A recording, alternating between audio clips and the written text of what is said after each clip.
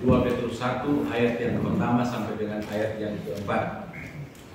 1, 2, 3. Dari Simon Petrus, hamba dan rasul Yesus Kristus, kepada mereka yang bersama-sama dengan kami memperoleh iman oleh karena kehadiran Allah dan Juru Selamat kita Yesus Kristus.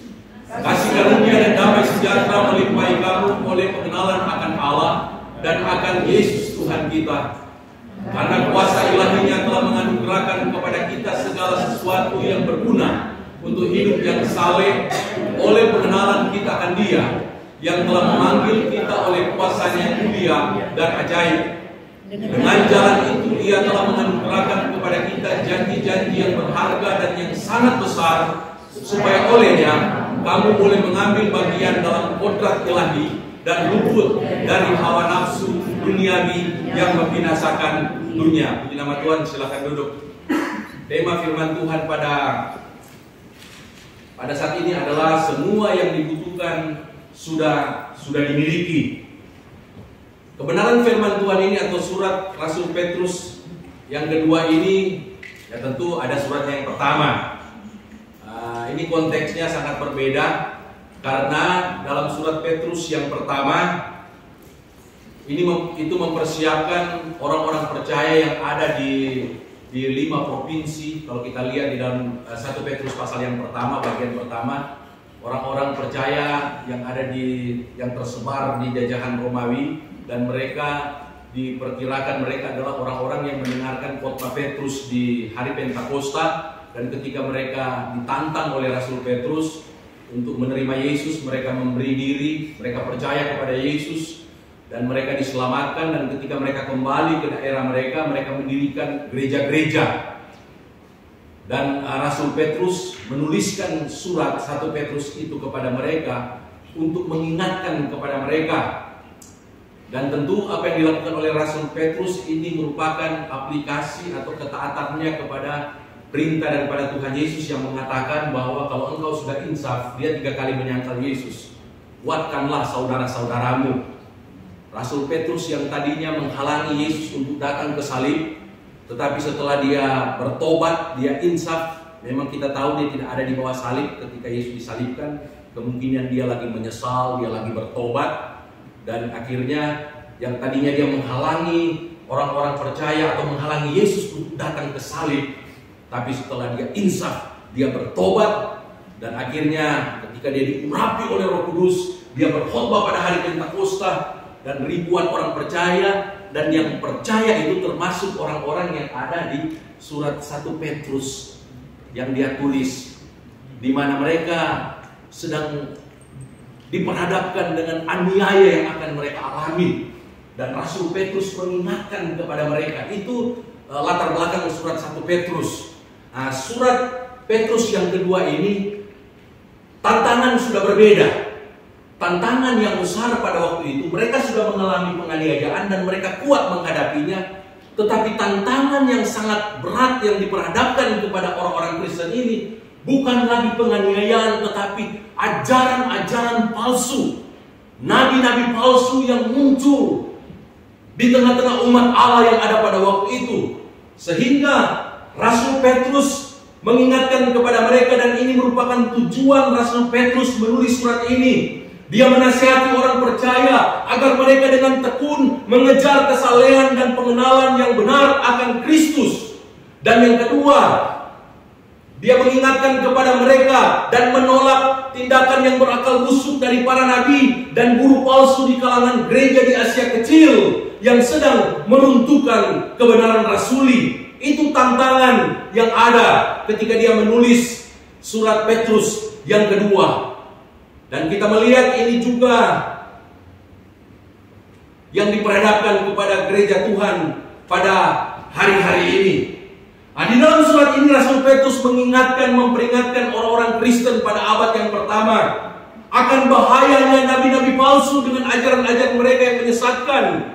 Untuk itu dia mengingatkan kepada mereka di dalam 2 Petrus pasal yang ketiga yang ke-17 agar supaya mereka waspada, agar tidak terseret ke dalam kesesatan orang-orang yang tak mengenal hukum. Kemudian agar supaya mereka bertumbuh Mereka dimuridkan dalam kasih karunia dan dalam pengenalan akan Tuhan dan juru selamat mereka, Yesus Kristus. 2 Petrus pasal yang ketiga ayat yang ke-18. Jadi Rasul Petrus mengingatkan mereka melalui surat ini bahwa yang terutama dalam kehidupan ini, mereka harus mengenal Tuhan. Bukan hanya percaya setelah itu berhenti dalam keadaan hanya percaya saja dan tidak mengalami pertumbuhan secara rohani. Melainkan mereka harus bertumbuh dalam kasih karunia. Mereka harus menjadikan pengenalan akan Tuhan, akan juru selamat mereka, itu merupakan prioritas yang terutama dalam kehidupan mereka. Sebab jika tidak demikian, maka mereka akan disesatkan oleh ilah-ilah zaman. Mereka akan terseret oleh angin-angin pengajaran yang tidak benar. Dan bukankah hal itu kita lihat pada hari-hari ini? Ada banyak orang atau ada hamba-hamba Tuhan yang diteladani, yang banyak dipuji, banyak menjadi berkat, tetapi mereka mulai menyimpang dengan pengajaran-pengajaran yang tidak alkitabiah. Salah satu di antaranya yang diajarkan adalah bahwa Lucifer itu adalah pangeran Allah, dia adalah anak Allah. Tetapi dia jatuh di dalam dosa dan akhirnya dia dilemparkan ke dunia ini. Kemudian yang kedua, anak Allah yang kedua adalah Adam, dan anak Allah yang ketiga adalah Yesus Kristus. Berbeda dengan Lucifer dan dengan Adam, Yesus tidak jatuh dalam dosa. Dalam titik ini memang benar Yesus tanpa dosa.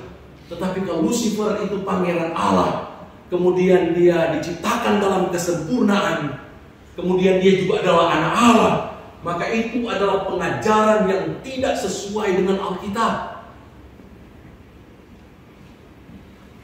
Bahkan juga bagaimana Tritunggal itu ditolak, karena Allah Bapa, Allah Anak, dan Roh Kudus itu tidak setara. Yang diajarkan bahwa Bapa dan Roh Kudus itu tidak bisa dipisahkan. Kalau Yesus itu terpisah ketika dia mati, jadi artinya Yesus itu pribadi yang lain, tetapi Bapa dan Roh Kudus itu satu. Sehingga hamba Tuhan ini mengajarkan bukan lagi Tritunggal, tetapi Dwitunggal. Wah, ini ajaran yang sangat menyesatkan orang-orang percaya.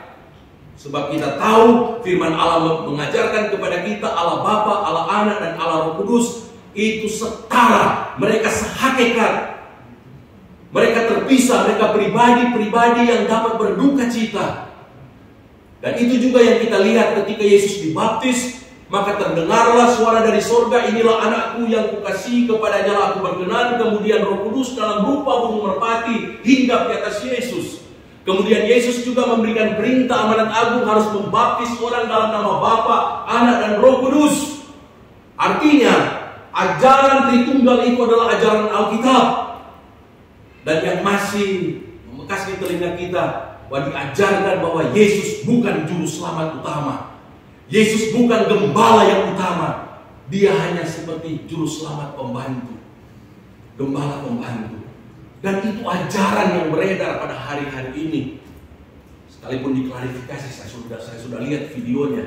Artinya, kalau kita tidak bertumbuh, kita tidak mengenal firman Allah, kita tidak tertanam di dalam firman Allah, kita tidak belajar firman Allah, maka kita hanya akan mengaminkan apa yang diajarkan oleh orang lain kepada kita. Kadang kita berpikir orang-orang yang bodoh yang akan menjadi penyesat, tetapi sejarah gereja mengatakan bahwa justru orang-orang teolog-teolog, orang-orang yang pintar, bahkan mungkin terlalu pintar, tetapi akhirnya mereka salah menafsirkan nubuat-nubuat di dalam firman Allah. Seperti yang Rasul Petrus katakan, banyak orang tersesat oleh karena tulisan-tulisan Rasul Paulus yang sulit dimengerti. Akhirnya mereka tersesat, dan mereka lah yang menjadi penyesat-penyesat dari abad yang pertama. Nah, sebenarnya apa yang diajarkan pada hari-hari ini itu sebenarnya hamba Tuhan ini dia hanya mengasosiasikan dirinya dengan penyesat yang utama yang menolak kealahan Yesus, menolak kemanusiaan Yesus, menolak bahwa Yesus adalah Allah, bahwa dia adalah pribadi yang maha mulia yang diajarkan oleh Arius dengan ajaran yang terkenal Arianisme. Saksi Yehova bertolak dari ajaran ini juga. Jadi ajaran yang muncul pada hari-hari ini, dia itu sebenarnya sudah ada tokonya. Dan penyesatan-penyesatan yang terjadi termasuk saksi Yehova itu dari dia. Jadi bahkan ada yang mengatakan bahwa ini sebenarnya ajaran saksi Yehova, tetapi yang dibungkus dengan dengan ayat-ayat firman Tuhan. Dan benarlah apa yang dikatakan oleh Tuhan Yesus di dalam Matius pasal yang ke-7 ayat yang ke-15, bahwa Mesias-Mesias palsu, nabi-nabi palsu itu, mereka akan menyamar seperti domba, tetapi sebenarnya mereka adalah serigala. Dalam ayat ke-16 Yesus berkata, dari buahnya lah kamu akan mengenal mereka. Artinya apa? Buah pengajaran mereka. Kalau karakter mereka baik, kesaksian kehidupan mereka baik, tetapi kalau pengajaran mereka melenceng, tidak sesuai dengan firman Allah, berarti itu buah. Dan kita bisa mengenal orang dari buah, dari pengajarannya, dan kita harus menolak siapapun dia. Karena firman Allah berkata, walaupun dia seorang nabi, tetapi kalau nabi itu mengajarkan hal yang menyesatkan, bahkan di dalam kitab Taurat dikatakan, kamu harus melempari dia dengan batu sampai mati.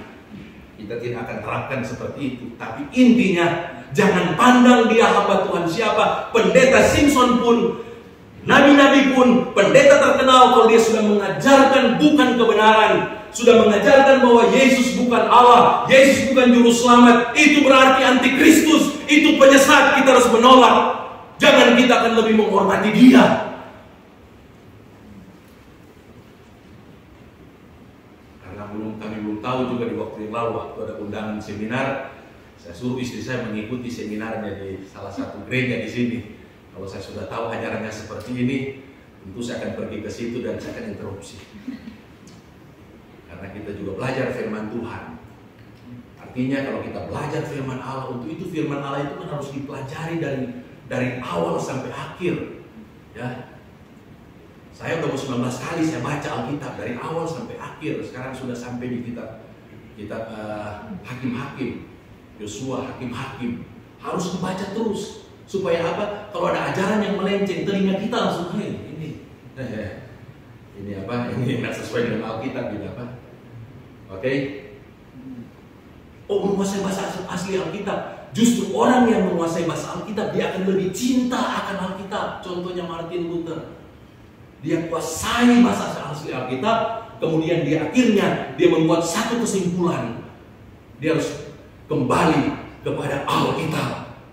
Orang yang pintar yang menguasai Alkitab, ketika dia mempelajari Alkitab dalam bahasa asli, justru dia akan lebih menghormati Alkitab firman Allah sebagai firman Allah yang tanpa salah, dan dia akan menghormati dan dia akan mengajarkan untuk kembali kepada firman Allah, bukan seperti ini.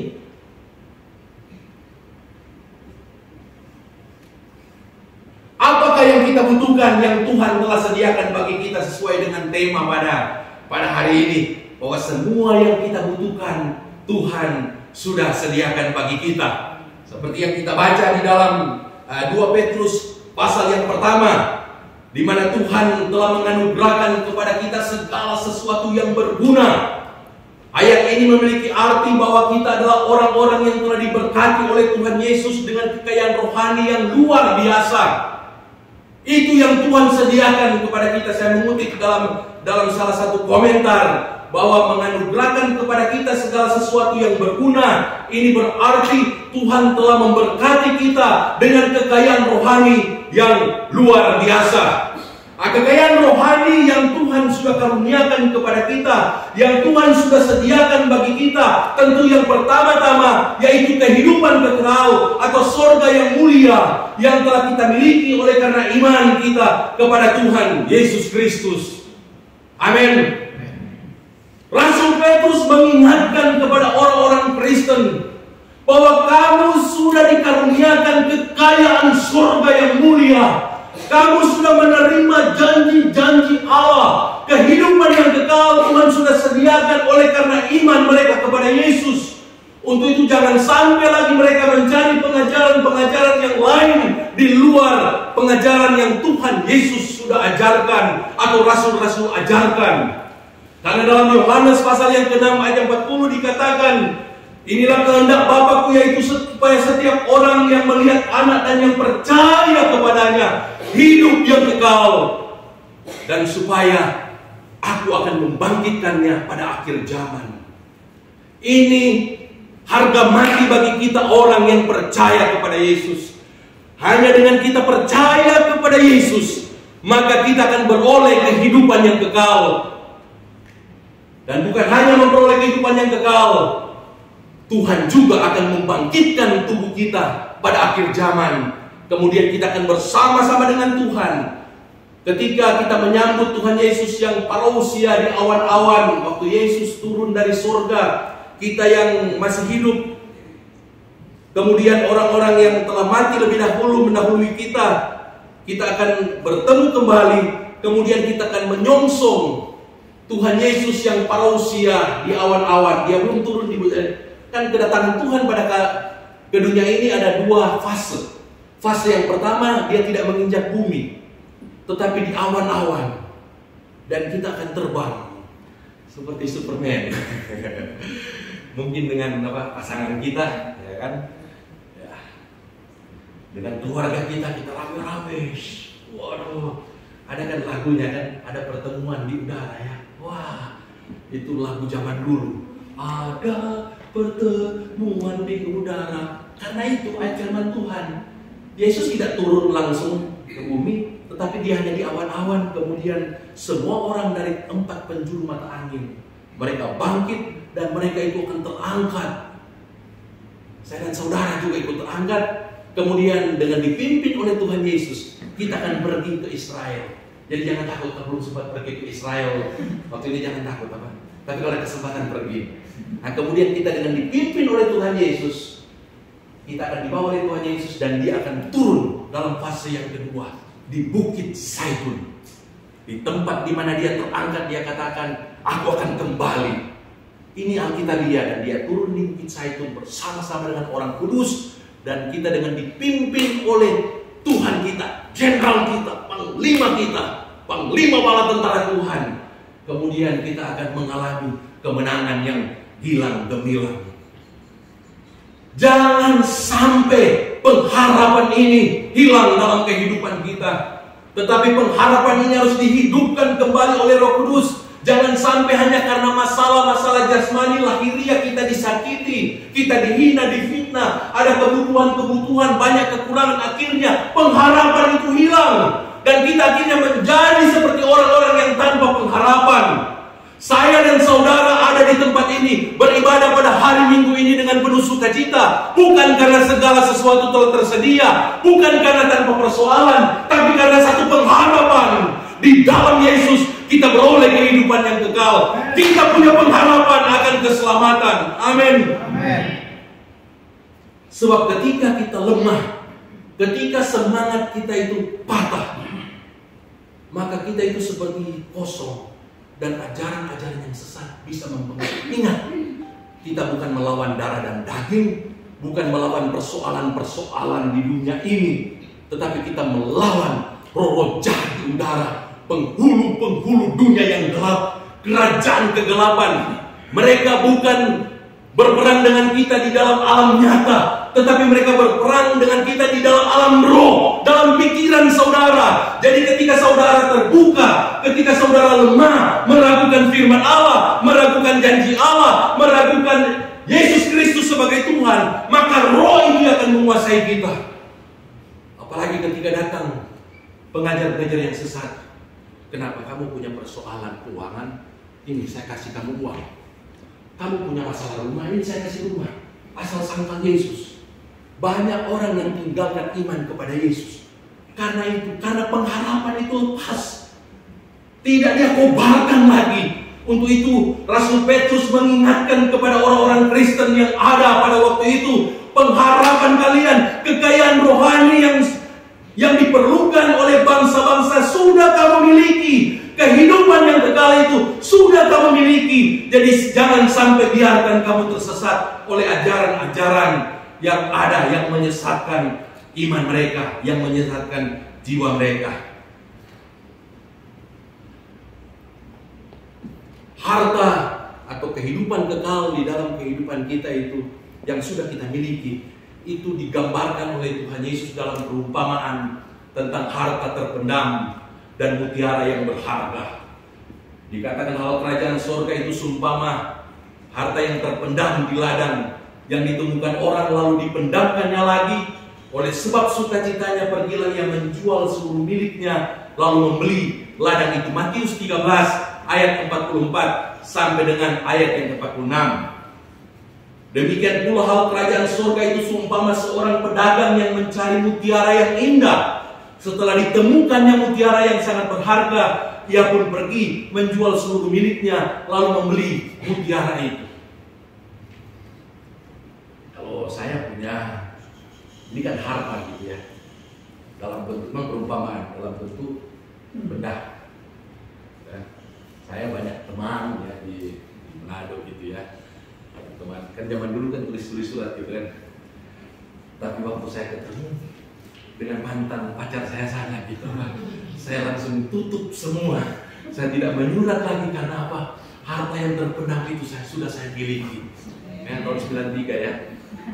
93 tahun itu juga kami tunangan, tahun 95 kami menikah ya. Dan sampai sekarang sudah lupakan itu. Tapi intinya kehidupan kekal yang saudara miliki itu sama seperti harta yang terpendam, yang dikatakan ketika pencari harta itu mengetahui ada harta terpendam, kemudian kan dia belum punya dana mungkin untuk membeli tanah tersebut kan, dia jual dulu segala miliknya, kemudian dia pergi membeli ladang itu, dan akhirnya kalau dia sudah memiliki ladang itu berarti dia sudah memiliki harta yang ada di dalam ladang itu.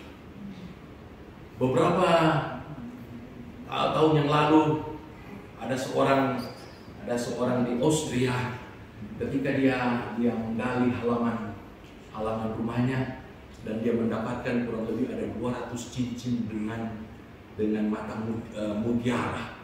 Kemudian ada bros, dan ternyata itu merupakan harta karun yang terpendam yang ada di halaman rumahnya. Dan akhirnya ketika dia posting itu, dan akhirnya dari pihak museum yang mencari harta terpendam, dan akhirnya mereka menemukannya, dan rupanya itu di Austria itu merupakan harta yang sangat nilainya sangat tinggi. Dalam sekejap dia menjadi kaya raya. Jangan sampai saudara menggadaikan Yesus Kristus hanya karena harta duniawi.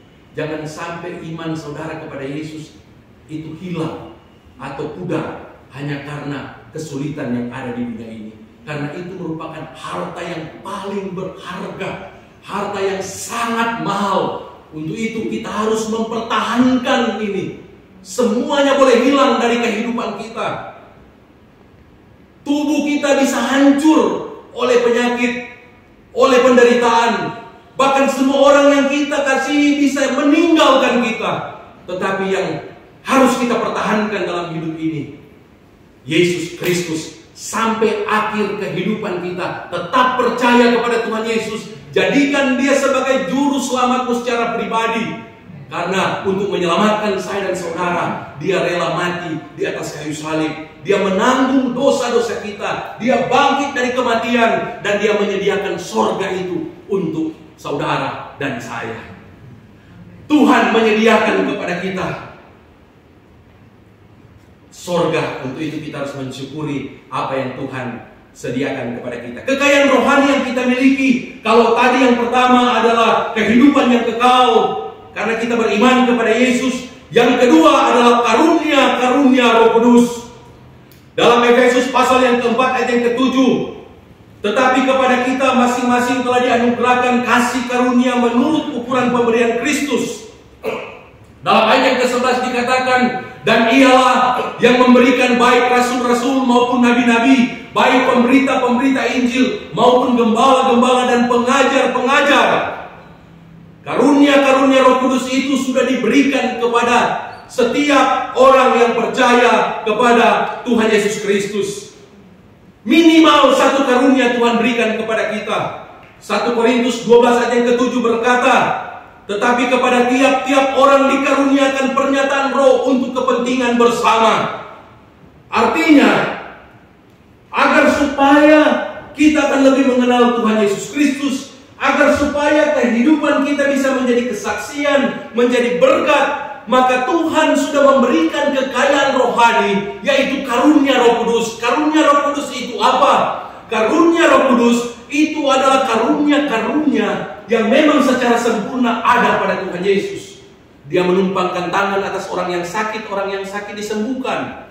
Dia menasehati perempuan Samaria yang hancur kehidupannya, rumah tangganya, dan perempuan itu bisa berbalik datang kepada Yesus. Kemudian dia bisa memberitakan Injil, membawa orang-orang Samaria datang kepada Yesus. Itu karunia menasehati, karunia juga memberitakan Injil. Yesus mengusir setan-setan. Setan-setan gemetar ketika mendengarkan nama Yesus. Yesus membangkitkan orang mati. Dia melakukan mujizat-mujizat. Dia memiliki iman yang sempurna. Dia memiliki hikmat. Dia memiliki hati yang bermurah hati. Murid-murid berkata, Tuhan, suruhlah mereka pulang karena hari sudah malam. Nanti mereka kelaparan, tidak ada makanan, tidak ada warung, tidak ada restoran yang akan menjual makanan yang bisa memenuhi 5.000 orang laki-laki, belum termasuk anak dan perempuan. Tuhan katakan, kamu harus memberi mereka makan. Dia punya kemurahan hati, dia punya kebaikan, dia punya kesetiaan. Itu merupakan karunia-karunia yang sempurna ada pada Tuhan Yesus. Dan Tuhan memberkati kita, dia mengaruniakan keselamatan kepada kita. Termasuk di dalamnya dia memberikan minimal satu karunia diberikan kepada saudara. Itulah kekayaan rohani saudara. Diberikan kepada setiap orang yang percaya. Kekayaan rohani yang kita miliki yang ketiga adalah firman Allah. Firman Allah itu adalah perkataan Kristus.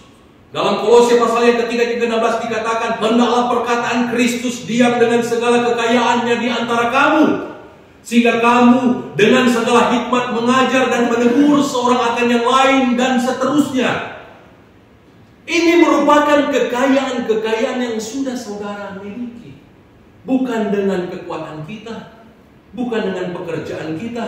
Efesus 2 yang ke-8 sampai yang ke-9 berkata, kita diselamatkan bukan karena pekerjaan kita, bukan karena kebaikan kita, tetapi karena kasih karunia Tuhan. Kasih karunia artinya anugerah, artinya hadiah. Saudara dikaruniakan keselamatan, dan bukan hanya keselamatan yang Tuhan karuniakan kepada kita, tetapi juga Roh Kudus dan firman Allah, firman kehidupan. Ini merupakan anugerah Allah. Bersyukurlah kepada Tuhan, karena Tuhan yang adalah Logos, Yesus adalah Allah, dia adalah Logos, firman yang menjadi manusia. Jadi firman Allah ini adalah Yesus Kristus sendiri. Dan ini dikaruniakan kepada kita agar supaya 2 Timotius pasal yang ketiga ayat 16 berkata, segala tulisan yang diilhamkan Allah memang bermanfaat untuk menyatakan kesalahan, untuk mengajar, untuk memperbaiki kelakuan, supaya tiap-tiap manusia kepunyaan Allah diperlengkapi untuk melakukan perbuatan baik. Jadi kekayaan rohani yang ketiga yang Tuhan sudah karuniakan kepada saudara adalah firman Allah. Pertanyaannya, apakah kita menghormati dan menghargai kekayaan ini? Firman Allah. Kalau saudara punya masalah, baca firman Allah. Bukan hanya karena punya masalah. Ada masalah atau tidak ada masalah, baca firman Allah. Tradisi raja-raja Israel, mereka itu selalu duduk di taktanya. Dan sebelum dia memulai aktivitasnya memimpin bangsa yang besar, bahkan sebelum berperang, Taurat Tuhan harus dibacakan dulu di hadapan raja. Harus dibacakan. Dan dalam banyak kasus kita mendengar ketika Raja Israel dengan keagungan, dia duduk di tahtanya yang begitu megah. Ketika dia mendengarkan Taurat Tuhan dibaca, dia menangis.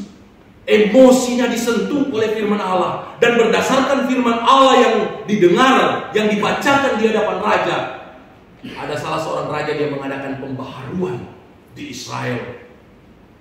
Kalau saya nggak salah Raja Yosia. Tetapi ketika muncul raja yang bebal dan fasik, ketika dia mendengarkan firman Allah, dia suruh sobek-sobek dan bakar. Akhirnya raja itu dihukum, dia mengalami penghukuman ilahi. Tetapi raja yang mendengarkan firman Allah, raja itu diberkati, dihormati, bahkan sampai akhir kehidupannya. Bayangkan Raja Daud, raja-raja. Begitu mereka menghormati kekayaan rohani. Masakan kita tidak akan menghormati kekayaan yang Tuhan sudah berikan? Amin. Tentu cara menghormati bukan hormat kepada firman Allah, bukan seperti itu. Bukan hormat. Saudara sepupu kita kan dia harus taruh, iya kan? Tapi katanya kalau begitu,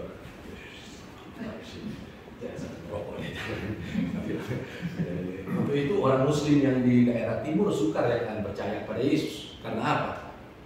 Kok firman Allah yang begitu mulia, yang diturunkan dari surga, tetapi ditaruh di saku, bahkan yang lebih ekstrim ditaruh di lantai, kemudian ada anjing di sebelahnya gitu. Sukar mereka mau datang kepada Yesus.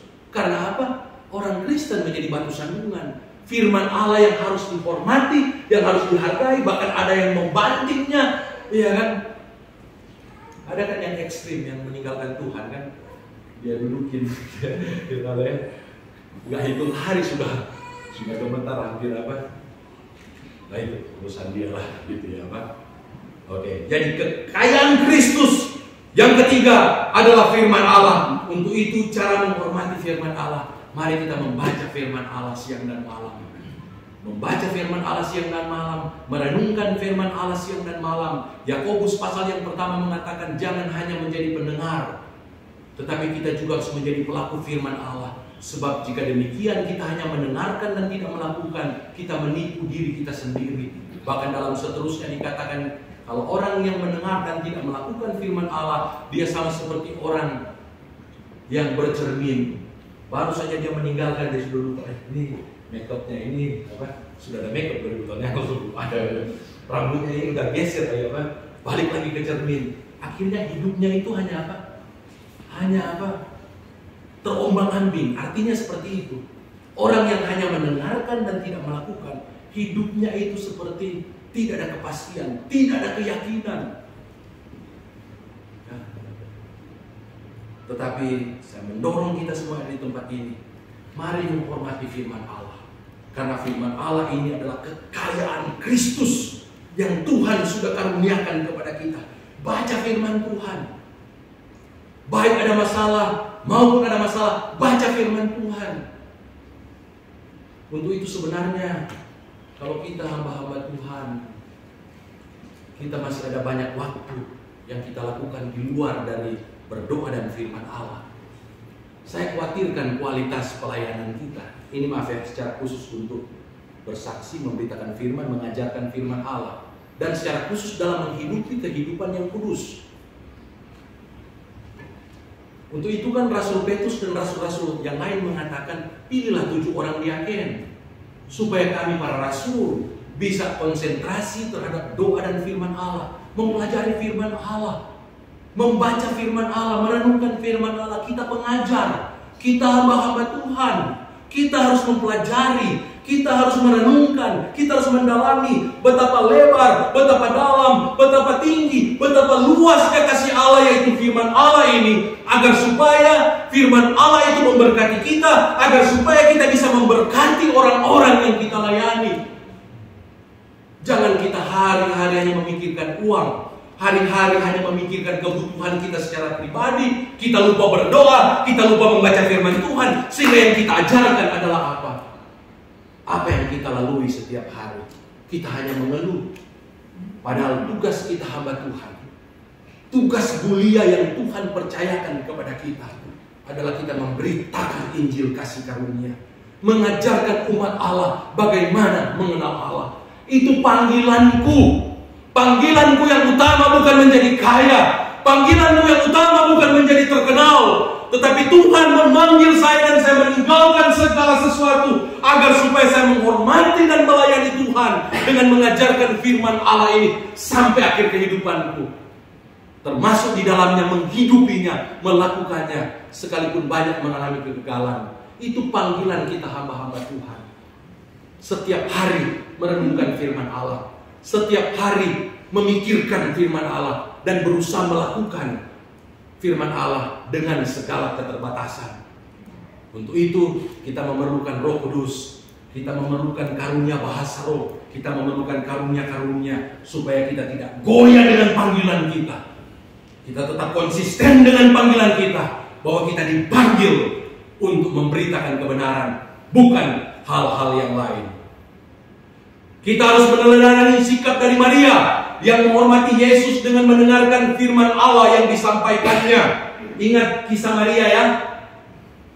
Marta sibuk menyiapkan panada, biapong, bobengka, dan lain-lain nama makanan-makanan yang ada. Bukan berarti itu salah, tetapi ini masalah prioritas. Dan Maria memilih prioritas yang terbaik. Dia duduk di bawah kaki Tuhan, mendengarkan perkataan Tuhan. Sehingga kalau saudara melihat Maria dan Marta, ketika Lazarus mati, Marta bimbang, tetapi Maria penuh iman. Ketika Lazarus dibangkitkan, Alkitab mencatat dan itu dipuji oleh Yesus. Maria pribadi yang mematakan buli-buli yang berisi narwastu yang murni, dia patahkan di lehernya, kemudian dia siramkan kepada Yesus. Ini merupakan tindakan profetik yang dilakukan oleh Maria, karena Yesus tidak keburu diminyaki waktu dia mati dikuburkan, dan Maria sudah melakukan itu. Artinya, kalau saudara menghormati firman Allah, maka Allah juga akan menganggap kita sebagai sahabat, memberitahukan kepada kita, tentu di dalam hati kita, apa yang harus kita lakukan. Dan orang yang memiliki sikap yang seperti ini, dia tidak akan hitung-hitungan di dalam memberikan persembahan untuk Tuhan. Amin. Seperti Maria.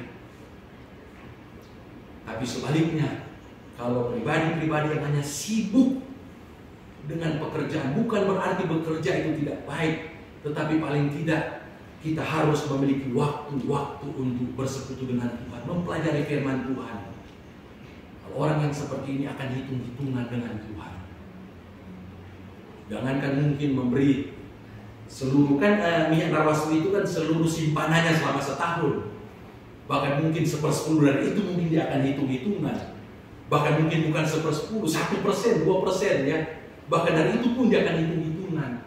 Tetapi orang-orang yang firman Allah tertanam dalam hatinya, yang menghormati Tuhan, dia akan berkata, Tuhan, dengan apakah akan kubalas kebaikan-Mu? Bahkan aku akan mempersembahkan tubuhku ini. Aku akan persembahkan sebagai persembahan yang hidup, kudus, dan yang berkenan kepada Allah. Karena aku tahu itu adalah ibadah yang sejati. Amin. Mari kita mencontohi dan meladani Maria. Apakah tujuan Tuhan menganugerahkan berkat-berkat rohani yang ajaib ini? Tuhan mengaruniakan berkat keselamatan, Tuhan mengaruniakan Roh Kudus, Tuhan mengaruniakan karunia-karunia Roh Kudus, serta firman Allah dan janji-janji yang berharga dalam ayat yang keempat.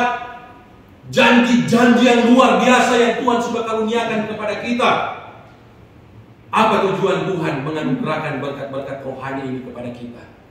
Ini dianugerahkan kepada umat Allah agar supaya kita siap dan akan mengalami kemenangan melawan kuasa iblis dengan ajaran-ajaran yang sesat. Amin. Itu diberikan supaya kita kuat, kita siap, dan kita bisa mengalahkan mereka, mengalahkan kuasa iblis dengan ajaran-ajaran yang sesat. Karunia-karunia Roh Kudus dan firman Allah harus kita gunakan pada hari-hari ini. Efesus pasal yang ke-6 ayat 11 berkata, kenakanlah seluruh perlengkapan senjata Allah, karena perjuangan kita bukanlah melawan darah dan daging, tetapi melawan pemerintah-pemerintah, melawan penguasa-penguasa, melawan penghulu-penghulu dunia yang gelap ini, melawan roh-roh jahat udara. Sebab itu ambillah seluruh perlengkapan senjata Allah, supaya kita bisa mengadakan perlawanan pada hari yang jahat dan tetap berdiri. Apakah itu perlengkapan senjata Allah? Kaki kita harus berkasutkan kerelaan untuk memberitakan Injil damai sejahtera. Amin. kita harus pergunakan perisai iman. Kemudian kita harus menggunakan juga pedang roh, yaitu firman Allah. Jadi karunia-karunia roh dan firman Allah itu adalah perlengkapan senjata Allah yang harus kita gunakan. Kemudian yang kedua, Tuhan menganugerahkan berkat-berkat rohani yang ajaib ini. Tujuan yang kedua, dalam ayat yang keempat dikatakan, dengan jalan itu Ia telah menganugerahkan kepada kita janji-janji yang berharga dan yang sangat besar, supaya olehnya kamu boleh mengambil bagian dalam kodrat ilahi dan luput dari hawa nafsu dunia yang membinasakan dunia. Saya mengutip dari komentar, jalan itu berarti kuasa Tuhan yang mulia dan ajaib yang telah dianugerahkan kepada kita dalam ayat yang ketiga yang kita baca tadi. Kuasa Tuhan yang mulia dan ajaib. Dengan kuasa Tuhan yang mulia dan yang ajaib yang Tuhan yang sudah karuniakan kepada kita, itu akan membuat kita, dan ini merupakan janji Tuhan yang indah, yang luar biasa, yang Tuhan karuniakan kepada kita. Ingat Roma 8 ayat 15, sebab kamu tidak menerima roh perbudakan yang membuat kamu takut lagi, tapi kamu telah menerima Roh Kudus yang telah menjadikan kamu anak Allah. Sehingga kita bisa berseru kepada Allah, ya Aba, ya Bapa. Artinya Roh Kudus yang dikaruniakan kepada kita itu akan menolong kita untuk kita menjadi serupa dalam sifat, menjadi serupa dalam karakter dan watak yang sama seperti yang ada pada Yesus. Dan ini adalah panggilan yang mulia dan agung untuk kita. Panggilan ini harus menjadi prioritas kehidupan kita. Panggilan ini yang harus kita pikirkan. Ini yang harus kita rencanakan dan lakukan di dalam kehidupan ini. Semua yang kita pikirkan, rencanakan dan lakukan di dalam kehidupan ini harus kita arahkan kepada tujuan yang mulia. Apakah semua ini akan membuat kita semakin serupa dengan Tuhan Yesus? Dan ini merupakan pergumulan kita sampai akhir kehidupan kita. Amin. Rasul Paulus mengatakan, yang kukehendaki adalah mengenal Dia dan kuasa kebangkitannya dan persekutuan dalam penderitaannya, di mana aku menjadi serupa dengan Dia. Dia mengatakan juga kepada jemaat-jemaat yang ada di Korintus, dia mengatakan, dan kita semua mencerminkan kemuliaan Tuhan dengan muka yang tidak berselubung. Dan karena kemuliaan itu datangnya dari Tuhan yang adalah Roh, maka kita diubah menjadi serupa dengan gambarnya dalam kemuliaan yang semakin besar. Saya dan saudara akan menjadi serupa dengan Tuhan Yesus. Dan dalam Roma 8 ayat ke-29 dikatakan, sebab semua orang yang dipilihnya dari semula, mereka juga ditentukannya dari semula untuk menjadi serupa dengan gambaran anaknya, supaya ia, anaknya itu, menjadi yang sulung di antara banyak saudara. Ini janji Tuhan yang ajaib bagi saya dan saudara, yaitu ketika kita diselamatkan, kita bukan hanya menjadi anak daripada Nikopio, itu papa saya. Enok juga bukan hanya anak daripada Ibu Wisya, tetapi janji Tuhan yang luar biasa, kita menjadi anak Allah. Haleluya. Kita menjadi sama seperti Yesus. Luar biasa. Saudara dan saya, apapun status sosial, status ekonomi, apapun keadaan saudara saat ini, siapapun orang tua saudara, sekalipun dia membiarkan saudara, sekalipun dia meninggalkan saudara, sekalipun tidak ada orang yang mengasihi saudara, saudara lahir dalam keadaan yatim piatu, lahir dalam keadaan keluarga yang mungkin mengalami kesulitan, tetapi ketika kita percaya kepada Tuhan dan ini janji yang digenapi, bahwa kita saat ini adalah anak Allah. Amin. Kita adalah pemilik sorga. Amin. Kita adalah warga negara kerajaan sorga. Itu janji Tuhan. Untuk itu dalam 2 Korintus pasal yang ke-6 ayat terakhir dikatakan, karena kita telah memiliki janji-janji itu bahwa kita adalah anak Bapa kita di sorga.